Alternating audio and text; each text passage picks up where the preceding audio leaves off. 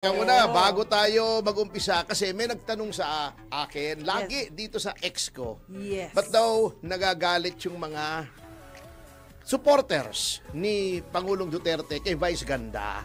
Wala ba daw kalayaan na magsalita o magbiro si Vice Ganda tungkol kay Pangulong Duterte? May freedom of expression, ek.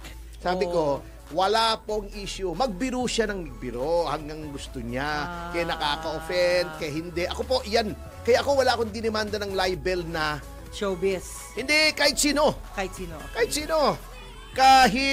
Criminal libel ha, criminal libel. Wala akong dinidemanda na in-libel mo ako kasi karapatan mo yan, murahin mo ko, sabihin mo ko, siraan mo ko. May karapatan din akong sumagot. Ganon din po si Vice Ganda. Hindi po namin itinatanggi. May karapatan siya na siya ay magpahayag ng gusto niya. Kahit na makakainis. Pero, Yun. May karapatan din yung mga supporters ni Pangulong Duterte na mag-boycott. Kasi kasama po sa freedom of expression namin yun eh. Ini-express namin ang aming galit sa kanya sa pamamagitan ng pagbo-boycott ng mga produktong ini-endorso niya. Yan! Kasama po yan. Part and parcel of free speech. Magbiro ka. Akala mo nakakatawa, natawa yung iba. Kami hindi kami natawa. Nainis kami. Opo. Pwede din kami magsabing, oy, mga kasama, boycott natin. At alam nyo yung nangyari sa Ligo, di ba? Opo. O, binoycott, nabenta tuloy. Para sa kaalaman din, may kalayaan din kami magpahayag kung ano-ano yung mga produkto na sana ay i-boycott ng mga supporters ni President Duterte. Ito, Game Zone, McDonald's, Emwell, Lux Skin, Beauty Talks, Lux Cosmetics, Lux Slim, Shopee Philippines, Sante Barley, Belo, Glutalipo, Privé, CDO Fantastic Tocino, UFC Ketchup, Sarimax, Ferndy and Ferncy Vitamins at Vice Cosmetics na gawa sa China, pero anti-China si Vice Ganda. Pero ang mga tinitinda niya ay nasa gawa sa China. Galing sa China. Yan ang mga tirada ni Vice Ganda. Anyway, alam mo, ako'y, eto, nagre-reklamo na mga Pilipino. I-address natin to kasi di ba matagal na nating sinasabi, tagalin na yung Presidential Advisor for Poverty Alleviation, si Larry Gadon. Kasi hindi na naman na-alleviate ang poverty. Walang silbi. Poverty lang niyang na-alleviate niya. Eto baka sabihin na sinisiraan ko lang si Larry Gadon. Walang personal dito. Ito ay batay sa pinakahuling survey. Sa pinakahuling survey. May 11.9 milyong Pilipino na nagsasabi. Ito yung self-rated poverty. Na nagsasabing sila ay mahihirap. Mga purdoy. Tumaas! Yan. Noong huling survey, noong Abril, 42% lamang ng mga Pilipino ang nagsasabing sila'y mga mahihirap. Ngayon, 45% na tumaas. Ano nangyari sa poverty alleviation? Hindi na alleviate ang poverty. Di ba, pagka ang isang puno ay nabubulok na yung bunga, dapat nang utasin. Kasi walang silbi eh. Tama. Anong silbi nung Presidential Advisor on Poverty Alleviation? Maling advice yata ang ginagawa. Ito ba? Meron, yun nga ang nangyari. Noong Abril, 11.1 million lamang na Pilipino ang nagsasabing sila ay mahirap. Ngayon, dumagdag ng 800,000. So, April, May, June, July, sa 3 buwan, dumagdag ng 800,000 pisong, 800,000 piso, 800,000 Pilipino na nagsasabing sila ay mahihirap.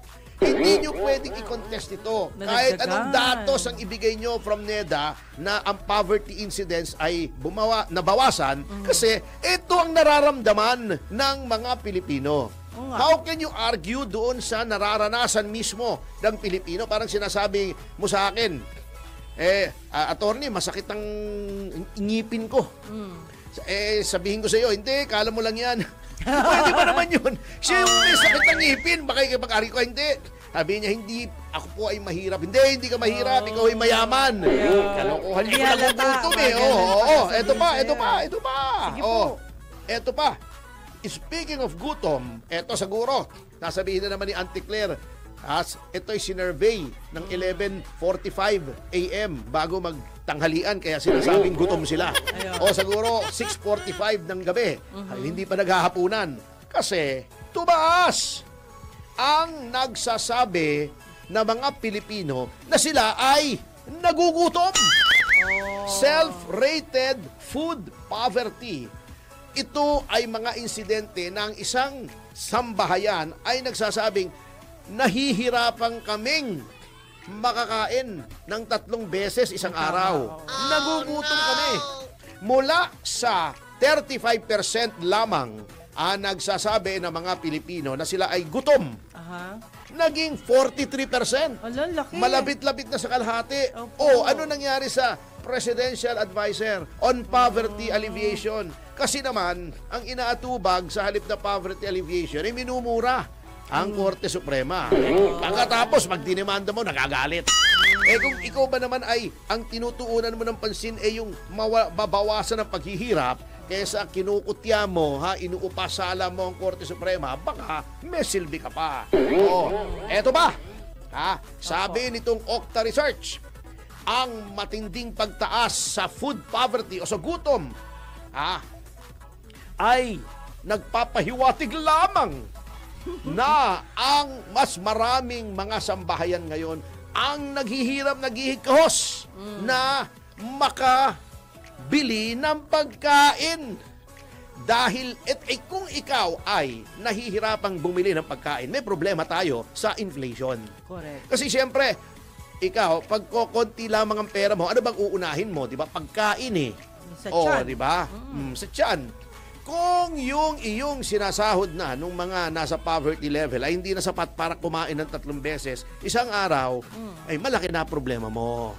Yan ang sinasabi ko. Pagkatapos, anong ginagawa ng gobyerno?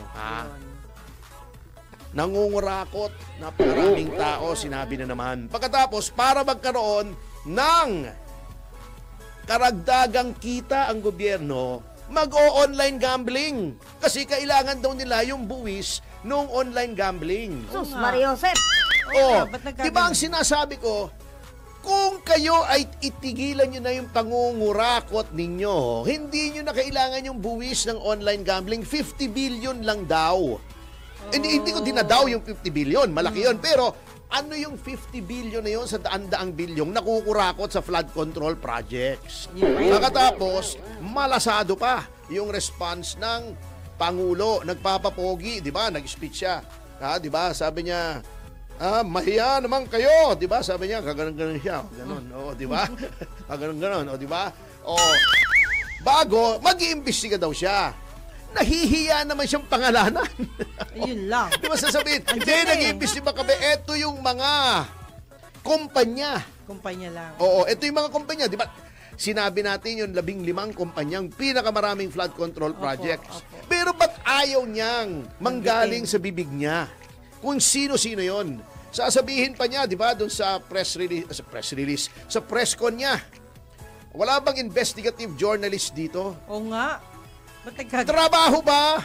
Trabaho talaga ng journalist yan. Pero trabaho lalo ng executive yan na magpatupad ng batas. Executive ka. Chief executive ka. Correct. Nasa iyo ang DOJ, may NBI ka, may PNP ka. Ang dami mong investigative agencies na kontrolado mo through either the DOJ or the DILG. Pwede ka pang magtala o mag-create, maglikha ng isang fact-finding board. Nagbo-volunteer si Mayor Magalong na maging pinuno nitong fact-finding board. Ba't ayaw mong i-appoint? Natatakot ka na kung anong pangalan ang lumabas dyan. Bago ipauubaya ninyo sa House yung pag-imbestiga, sila nga ang pinagbibintangan eh. Parang sinabi mo, pag merong may isang grupo, Imbestigahan niyo sarili niyo. sindikato, meron daw sindikato rito. Sila yung mga miyembro ng sindikato. Bahala na kayo. Kayo nga mag-imbestiga. Ay, May problema tayo dyan. Oo. hindi masusolusyonan yan kapag Hindi kayo masusolusyonan rin. yan. Opo. Malakas ang tama nung mga nag-a-advise kay Presidente niyan. May tama ka. May tama. Oo. Tama rin. Ano bang nahit-hit o nasinghot ng mga nag-a-advise kay Pangulo niyan? Oo. Kung ikaw ay tunay na leader, pangalanan mo, di ba? Correct. Di ba noon? Para matapos na. May mga hindi nagbabayad gusto na rin niyang hiyain. Hiyain mo ng lubos-lubusan. Ha? Di ba si Pangulong Duterte noon, yang si Lucio Tan, hindi nagbabayad. Pag hindi ka nagbayad, hindi na makakalipad yung eroplano mo, di ba bayad agad? Bayad. Nasa iyo lahat ng instrumento, lahat ng kasangkapan para malaman. Utusan mo yung NBI. Kaysa inuutusan mo yung NBI na iharas ang mga kalaban mo sa politika, utusan mo si Torre. Di ba magaling si Torre? Paghukayin mo. Not literally, not figuratively. Tingnan natin ang galing ni Torre. Kung malaman niya kung sino yung mga nangungurakot. Ngayon, nagbo-volunteer, matinong tao, si Mayor Magalong. Ito yung dapat siya ang Chief PNP. Kung pinagbigyan lamang niya yung kahilingan ni Rojas, ni Mar Rojas, na wag nang ituro ang Presidente Aquino. Sabi niya, hindi pwede. You have to choose between career and conscience. Ayun. When you retire, your career is over, but your conscience stays with you for the rest of your life. Pinili niya ang katotohanan. Tinuro niya si Aquino. Hindi siya naging Chief PNP. Ayun. Yun, nagbo-volunteer. Sinabi niya no Sabado, I'm volunteering na ako mag-imbestiga. Bakit deadma kayo? Ayaw nyo. Gusto nyo yung mga congressman na mag-imbestiga mismo? Gusto mo si Terry Didon Magulo na na. mag-imbestiga? Pata ng speaker? Magulo na tayo. Anong pagtutunguhan yan? Dapat independent commission yan at tama na yung sinasabi. Mr. President, kung talagang gusto mong malaman ang katotohanan, i-appoint mo. I dare you. You appoint Mayor Magalong as head of the Board of Inquiry. Yan, lalabas po lahat ng katotohanan, Mr. President. At sa notang yan, mga kasama, ay Babalik. break muna tayo sa Yes sa Tomasyo. Pagkatapos ng commercial, ating Torres, sa paalala ng